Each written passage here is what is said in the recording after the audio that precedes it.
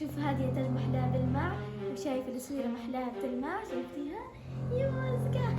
ذكرتيني أنا كنت في روضة، ذكرتيني أنا مع بعض كنا نلعب في الروضة. ماما هاد شو الخاتم؟ يا ماما سويد الذهب وهذا خاتم ذهب حلوين؟ شوف هذه تاج محلاها بالماء، وشايف الصويرة محلاها بالماء، شايفتيها؟ يا ماسكة. طيب عشان شطورة بدي أعطيك ذهب، يلا امسكي يلا يلا. لا فهد الصغير. يا ماما حلاها يا ناس. شايف محل الذهب حلو بالماء. ماما بدي أقرأ القصة. طيب وين القصة يا ماما؟ هادي. طيب هات. شو اسمه هاد؟ شجاع. لا هاد سليم. هاد شجاع.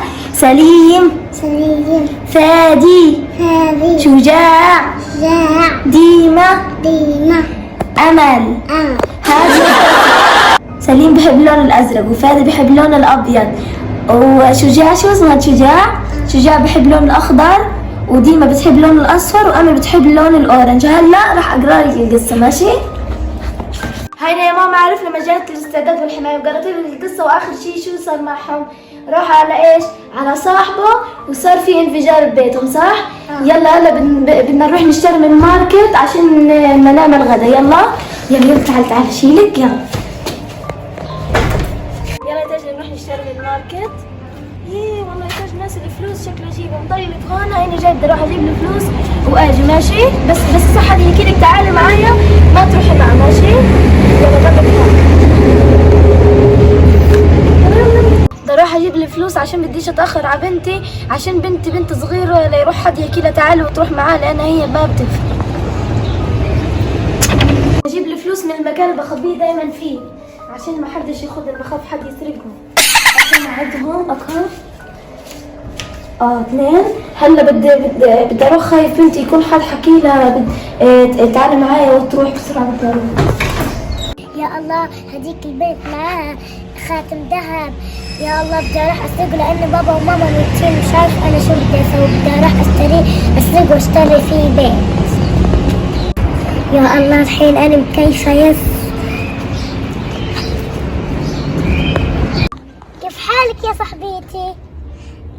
الحمد لله. ذكرتيني انا كنت في روضتك. ذكرتيني انت كمان اسمك تاج. ذكرتيني؟ لا قبلنا كنا نلعب بعض، مع بعض كنا نلعب في الروضة.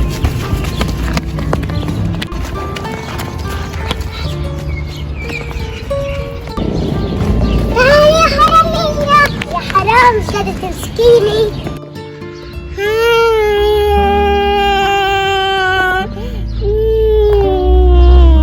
شو مالك يا ماما بتصيحين؟ جبت فلوس يلا نروح نشتريه.